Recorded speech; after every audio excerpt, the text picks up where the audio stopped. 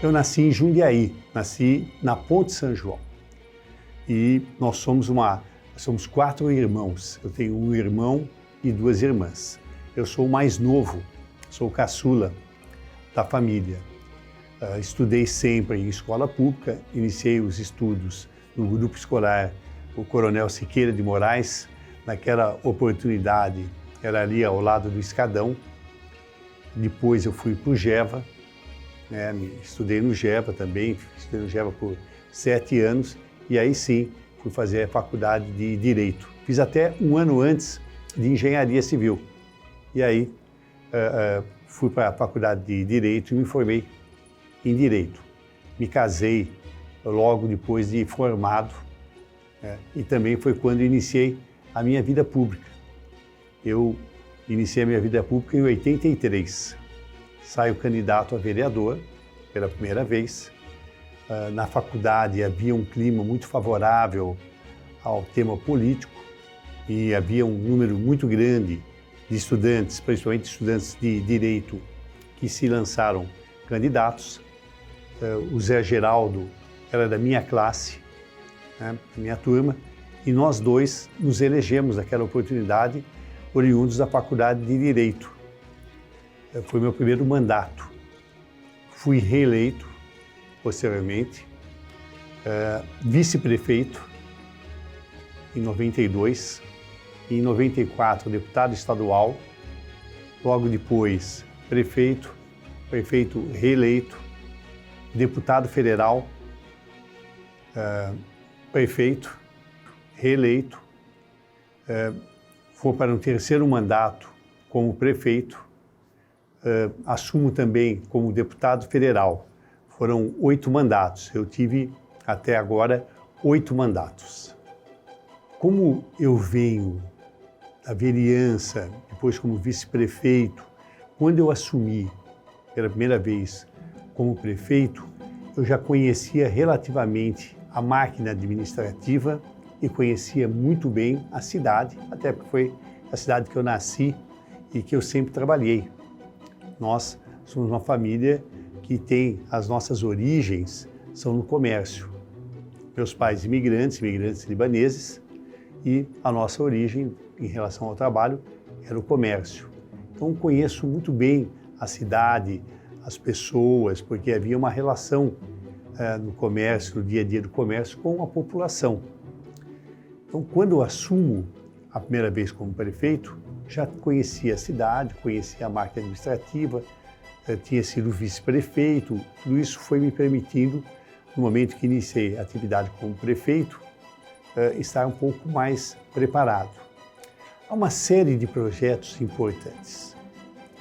O Anjo da Guarda foi um projeto importante que eu implantei 10 meses depois que iniciei meu mandato. Qual era o objetivo? Era o cuidado com a criança. Era o guarda municipal preparado que ficava frente às escolas, na entrada e na saída, um guarda comunitário que conversava com os professores, com a diretora da escola, com os alunos, dava palestra nas classes. Então havia uma relação que cuidava das crianças, inclusive até da questão do trânsito, para atravessar as ruas, tudo mais. O Anjo da Guarda foi uma ação importante, relevante até hoje. A questão da água, o saneamento básico, Jundiaí por muitos anos foi referência. Água e esgoto. O saneamento foi o que permitiu o desenvolvimento da cidade. A cidade se desenvolveu e, sob o aspecto econômico, financeiro, a vinda das indústrias, o crescimento do comércio, muito se deve ao saneamento. O saneamento foi uma peça importante. Os parques, o cuidado com o verde, mas eu diria para você, a própria educação, a educação que foi por muitos anos referência, nós implantamos o inglês na grade curricular no meu primeiro mandato, quando não se falava de inglês. Nós criamos o Centro de Línguas, 5 idiomas, inglês, francês, italiano, espanhol, alemão, gratuitamente. Seu supletivo, 2 professores na sala de aula, Então, houve investimentos importantes na educação, sem falar da proposta pedagógica, que foram transformando a educação em referência. Mas eu diria a você que o planejamento talvez tenha sido a grande marca.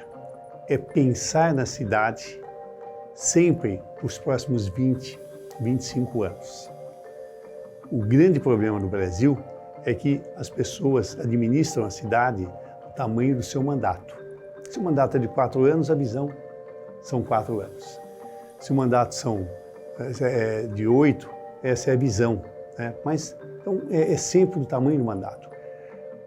O nosso a diferença foi exatamente que nós pensamos na cidade sempre 20, 25 anos à frente.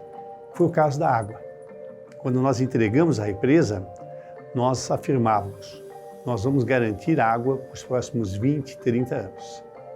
Bem, já se passaram mais de 30 anos e a represa continua atendendo de forma satisfatória. E se continuar a realizar investimentos na represa, ela vai garantir água por muitos anos, sempre prevendo o crescimento da cidade. Então, é difícil você citar uma única obra, né? O próprio São Vicente, na época, o HU, o Hospital Universitário, nós desapropriamos, então, naquela oportunidade, o prédio e transformamos aquele espaço no Hospital Universitário. O Hospital Regional, que foi discutido muito com o governo do Estado para que nós pudéssemos ter o Hospital Regional. Há uma série de ações que foram desenvolvidas, mas pensar na cidade sempre à frente, eu acho que foi o grande diferencial.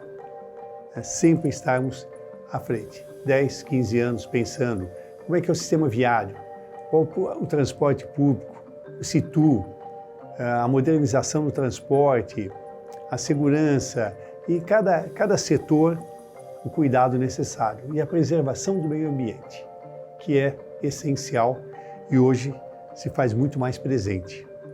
Nós implantamos parques, preservamos aí nascentes, estimulamos a preservação da Serra do Japi, a própria Serra do Japi, que com a lei que nós implantamos, a 417, ela ampliou a preservação e a área, território da Serra do Japi. A verdade é que o nosso transporte era um transporte ainda caótico, em que você tinha um único ponto, que era o central, e todos os bairros se dirigiam a esse ponto, né? A pessoa saía da Vila Rami, vinha para o centro. Ela saía do Santa Gertrudes, vinha para o centro. Ela saía da Agapiama, vinha para o centro. E se ela quisesse ir para um outro local, ela tinha que se deslocar até o centro da cidade e ali pegar um outro ônibus, ou mais até do que um ônibus, para conseguir chegar ao seu destino. Com o Situ, nós fizemos uma melhor distribuição. Todos os ônibus não convergiam mais para o centro, mas só aqueles que eram necessários. Mudou-se a logística. E isso fez com que, com uma única passagem, você pudesse utilizar mais do que um ônibus. Porque até então, toda vez que você utilizava um outro ônibus, você pagava uma nova passagem. Com o Situ, nós barateamos o sistema. A pessoa podia utilizar mais do que um ônibus com uma única passagem. E mais do que isso, ganhou-se tempo, porque essas alternativas através dos terminais permitiu que as pessoas ganhassem tempo e chegassem ao seu destino muito mais rapidamente. A verdade é que nós não tínhamos esse conceito de parques em Jundiaí.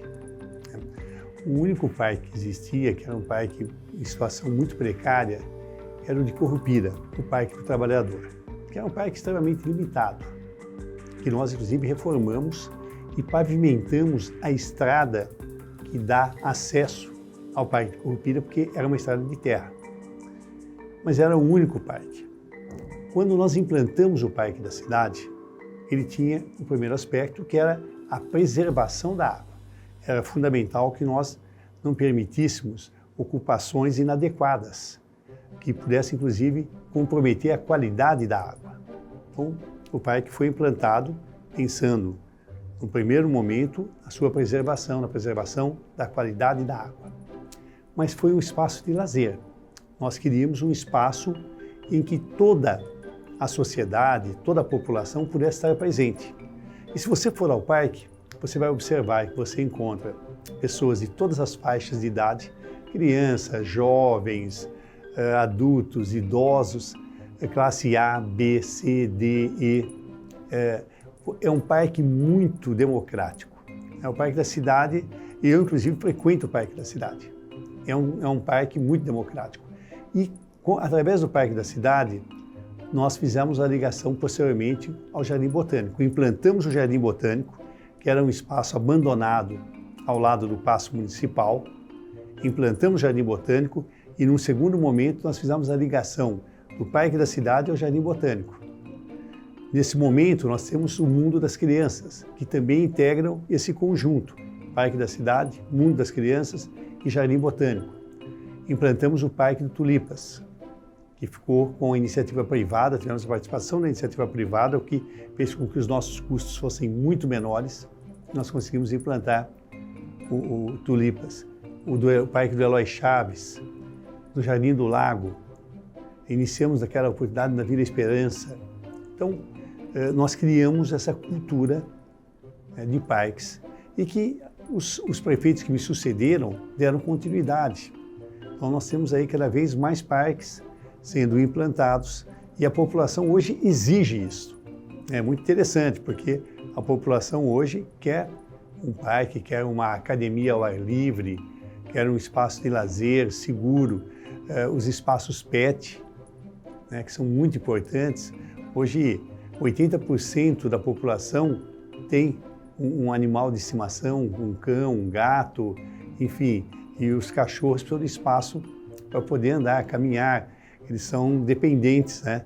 É um pouco diferente do gato, mas o cão precisa desse espaço. Então, se criou, hoje Jundiaí é uma cidade que é lógico que precisa muito mais, mas tem bons espaços de lazer. Uma das primeiras medidas que nós tomamos foi exatamente dar uma infraestrutura para a cidade.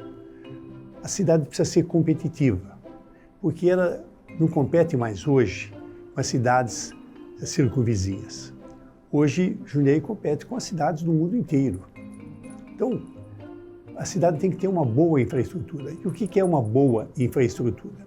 É água, é esgoto, é garantia que muitas vezes a água é matéria-prima para a empresa.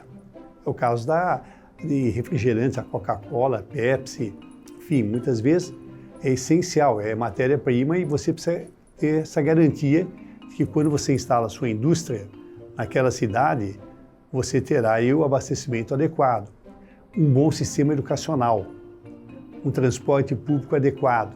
Tudo isso vai transformando a cidade numa cidade competitiva. E é fundamental que você avalie a vocação da cidade e que você estimule essa vocação. A nossa malha rodoviária deixa muito claro que a logística é um setor que pode ser muito bem trabalhado. Nós temos uma malha rodoviária única. Bandeirantes, Anhanguera, as demais rodovias, que fazem com que nós possamos abastecer a Grande São Paulo e atender muito bem todo o interior do estado. Então, você ter claro qual é a vocação da cidade, estimular esse tipo de empresas, trazer indústrias que possam, inclusive, agregar valor, são indústrias que atraem outras empresas satélites. Tudo isso foi transformando Jundiaí numa cidade com uma boa arrecadação. Jundiaí tem uma arrecadação muito grande, na média das cidades brasileiras e na média das cidades paulistas. Então, isso por quê? Porque nós temos indústrias que geram receita e que criam empregos, e empregos relativamente muito qualificados. Nós não temos uma mão de obra só sem qualificação, né? Mas temos sim a colocação de pessoas que têm nível universitário, que têm especialização, enfim, que podem ter uma renda melhor, sem abandonar as pessoas que não têm qualificação e que precisam também estar no mercado de trabalho. É esse mix que faz de Jundiaí uma cidade mais justa do que algumas outras cidades.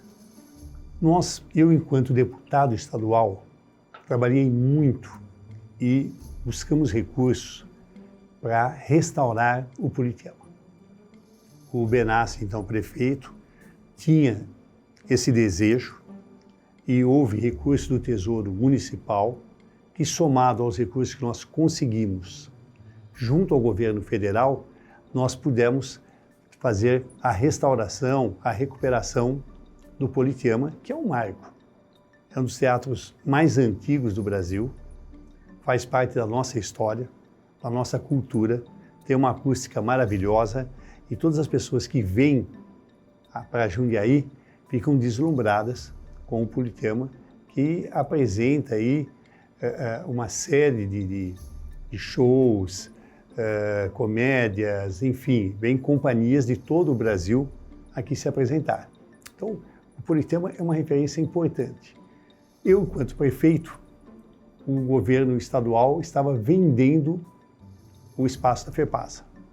E havia uma empresa que queria instalar um shopping ali. Foi quando nós intervimos, fomos ao governador, naquela época era o Geraldo Alckmin, e dissemos que a cidade não poderia perder um patrimônio daquela envergadura que, mais do que isso, fazia parte da história. Jundiaí começou na ferrovia, a ferrovia que trouxe todo o desenvolvimento, o café e a ferrovia que trouxeram todo esse desenvolvimento para a cidade de Jundiaí. E, num certo momento, nós compramos efetivamente, o município, a prefeitura, compra a FEPASA e garante que esse espaço seria preservado. Quando eu fiz, o meu desejo era transformar aquilo num grande centro cultural educacional. Tanto é que, logo depois, junto com a Arifossen, nós trouxemos a FATEC. E havia um trabalho para trazermos uma universidade federal. Já havíamos avançado com essa possibilidade de trazer um curso da faculdade, da Universidade Federal para Jundiaí. O desejo era transformar aquilo num grande centro educacional, um campus universitário, e que, por algumas razões, ele foi tendo outra destinação, não menos importante, mas foi tendo outras destinações. Mas o essencial é que o patrimônio é público, está preservado, há inclusive um plano diretor específico para a FEPASA e há uma recuperação, uma restauração permanente que nos próximos anos vai garantir a todos nós jundiaenses a preservação da memória e de um espaço fantástico, que é a FEPASA e toda a sua história, a ferrovia, os prédios ali, as construções, é uma coisa realmente deslumbrante. O sistema viário, ele é fundamental em qualquer cidade. Toda vez que você pensa na cidade, não há como você não pensar no sistema viário. Quando a 9 de Julho é uma avenida importante, era importante, mas com limitações. E, inclusive, quando você tinha uma chuva um pouco mais intensa, você tinha o córrego transbordava, inundando a avenida, e ela, inclusive, captava a água da Avenida Jundiaí, inclusive. Então, também trazendo transtornos na Avenida Jundiaí, ali em cima do Anhangabaú. O primeiro era uma medida saneadora em relação às chuvas, às águas de chuva. Nós precisávamos dar uma solução a isso. A cidade não podia ficar à mercê da intensidade das chuvas. E aí foi a razão pela qual nós iniciamos a ampliação da 9 de Julho, criando uma terceira faixa, melhorando as já existentes, ampliando a capacidade do córrego, resolvendo o problema de inundação no Anhangabaú e na Avenida Jundiaí, de acordo com a intensidade das chuvas, e resolvendo definitivamente o problema do córrego transbordar. Nesses anos todos, e mesmo agora com o aumento das chuvas, até então o córrego tem suportado essa intensidade das águas, o que mostrou que a medida foi eficaz. Nós tivemos aí a José do Patrocínio, que era praticamente uma rua muito pequena, estreita, limitada. Nós ampliamos toda a José do Patrocínio. Nós ligamos a Samuel Martins. A Samuel Martins, o trecho dela não chegava até a Estrada Velha. Nós fizemos investimentos e com recursos do município, não contratamos nenhuma construtora. Era mão de obra da prefeitura aqui, e por isso é que nós realizávamos mais, porque a mão de obra era da prefeitura, os nossos custos eram menores e nós conseguimos fazer muito mais. Então, a Samuel Martins, há uma série de obras, a ferroviários, nós ampliamos e precisa ampliar mais ainda. Então, eu daria para ter aí um bom número de obras a imigrantes. Nós fizemos a ligação de imigrantes um pouco à frente, havia uma interrupção. Então, tudo isto foi permitindo que o sistema viário fluísse melhor. Mas mais do que isso, às vezes pequenas medidas resolvem muito, ajudam muito. Muitas vezes uma curva de concordância, uma faixa, um alargamento pequeno num certo ponto, uma vaga de estacionamento num local impróprio congestiona todo o trânsito. Então, o trânsito é alguma coisa que você é muito vivo e que todos os dias você precisa estar atento e tomar as medidas saneadoras para que você melhore e, naturalmente, os investimentos necessários. Muitas vezes pontes, viadutos. Nós fizemos o túnel da Ponte São João. Era uma obra desafiadora. Nós tínhamos que desapropriar inúmeras casas sem criar um conflito com as pessoas e trazer um trauma. Porque as pessoas estavam ali há muitos anos, ali na Vila Grafe. Então, era fundamental que nós fizéssemos isso de forma acolhedora, de forma a atender as pessoas para que elas pudessem se deslocar. Então, não é apenas uma medida de desapropriação, mas é uma medida que você possa ir ao encontro dos interesses das pessoas. O poder público tem que ter essa sensibilidade, tem que compreender que não é apenas uma ação efetiva e sai e tudo bem, não. Mas o túnel da Ponte São João foi um grande desafio. Mesmo a obra, passar por baixo da ferrovia, os problemas que nós tivemos com a ferrovia foram inúmeros. Foi muito difícil avançarmos junto com a ferrovia para poder passar a obra, porque você tinha interferência junto aos trilhos. Então, há uma série de obras que foram sendo realizadas e que foram permitindo que a cidade pudesse continuar tendo uma boa mobilidade. Naturalmente, esses recursos são permanentes. Não há como você imaginar que a cidade está resolvida, porque ela cresce, ela se desenvolve, há um maior número de carros, e isso faz com que você tenha uma série de exigências. Uma medida que é fundamental é você ter um bom transporte público. Nós falamos do Citur, e é essencial você ter um bom transporte público. Você tem que estimular as pessoas a migrarem do automóvel para o ônibus. Mas para isso, você precisa criar as condições.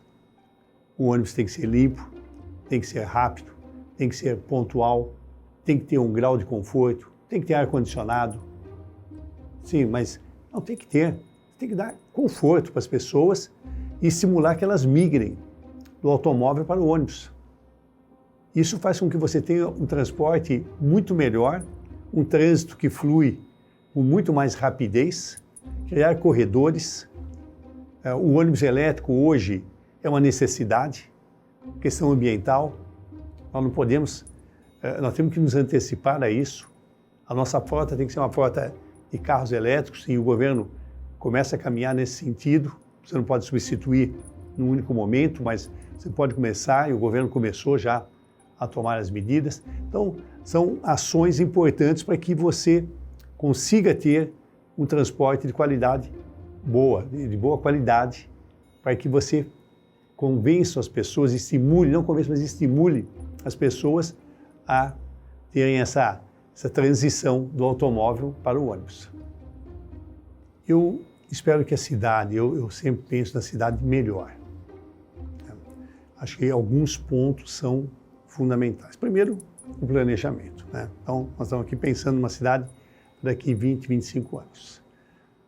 A Serra do Japi, os mananciais, o verde tem que ser preservado. Essa é uma medida essencial. Ampliarmos as áreas verdes é importante. Estimularmos quem vive ainda na agricultura é fundamental para que ele continue. Se você não agregar valor à atividade do agricultor, ele migra, porque ele tem dificuldades com a mão de obra, ele tem dificuldades com o retorno financeiro, é uma atividade difícil, dura, sol, chuva, você depende muito do tempo para que a agricultura vingue ou não. Então, você precisa criar valor, agregar valor. O poder público tem que estimular esse tipo de atividade. O desenvolvimento é essencial. A geração de empregos, um salário de melhor qualidade, isso faz com que a cidade e a população, né, tenha uma qualidade de vida melhor. A educação. Quando você me diz assim, como eu vejo a cidade, eu tenho sim, confiança de que nós vamos continuar com essa preservação do meio ambiente, vamos ter um bom sistema de educação, que hoje ele tem uma certa velocidade, os conceitos estão mudando, as necessidades são outras, a formação tem que ser uma formação adequada. Você não pode ter a mesma formação que tinha há 20 anos atrás, porque o mercado não é o mesmo, as necessidades são as mesmas. Então, essa atualização, Anselmo. Eu, quando garoto, de fato, nunca me passou pela cabeça ocupar um cargo público. Isso começou a crescer um pouco nos bancos da faculdade, né? Então, ali o clima, a discussão política, tudo mais, foi fazendo com que eu me interessasse cada vez mais pela política e pensasse em ir para um cargo eletivo. Foi o que aconteceu, né? Termino a faculdade e no ano subsequente eu saio candidato a vereador pela primeira vez. Foi dentro desse contexto que eu me lanço. E a minha vida toda, a partir daí, ela se transformou na vida pública, principalmente em relação à cidade de Jundiaí. A minha vida ela se confunde um pouco com o desenvolvimento da cidade, o cuidado que eu sempre tive com a cidade, a minha participação. É lógico que a construção da cidade se deve a toda a sociedade. Não é esse ou aquele, não é esse partido ou essa pessoa ou esse grupo de pessoas. Quem constrói a cidade somos todos nós, né? A sociedade. Mas cada um dá a sua parcela de contribuição. A minha vida é a vida pública. E independente de mandato. Eu já estive com mandato, já estive sem mandato e sempre continuei atuando. Quando terminou o meu segundo mandato de prefeito, eu montei uma ONG. Né? Eu montei uma ONG e nós levávamos, eu e a Maria Rita, levávamos cursos para os bairros de Jundiaí e até para as outras cidades do entorno.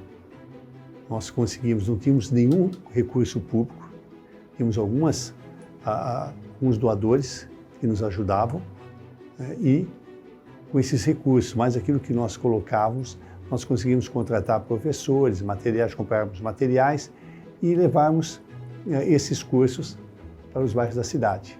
Então, independente de mandato ou não, você pode dar contribuição. Eu, nesse momento, não tenho mandato, mas continuo atuando na vida pública. Recentemente, consegui emenda sem ter mandato. Conversei no governo do estado, era o ano passado, e nós conseguimos trazer recursos para a cidade de Jundiaí, através de recursos estaduais. Então, a participação, ela independe do mandato. É lógico que o mandato, ele é um mecanismo importante, que ele te facilita, ele é um instrumento eficaz. Mas você pode atuar independente disso. A minha vida, independente de mandato, vou continuar sempre tentando ajudar a minha cidade, olhando pela cidade, vendo aquilo que é possível, aquilo que não é, dentro, naturalmente, da minha capacidade, dentro das minhas limitações. Mas ela independe. Você vê aí muita gente, independente de mandato, fazendo trabalhos excepcionais. Pega as entidades assistenciais, pega lá o Grendac, a Versi, foi por muitos anos presidente.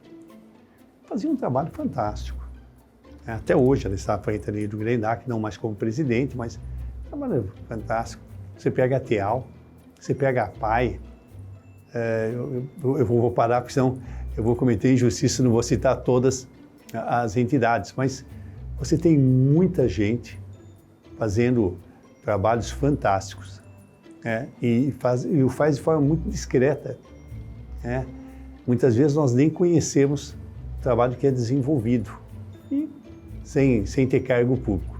O cargo público é uma ferramenta, mas ela não é o único caminho. Jundiaí é uma boa cidade.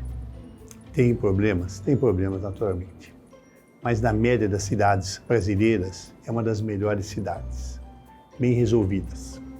Isso se deve ao trabalho de todos.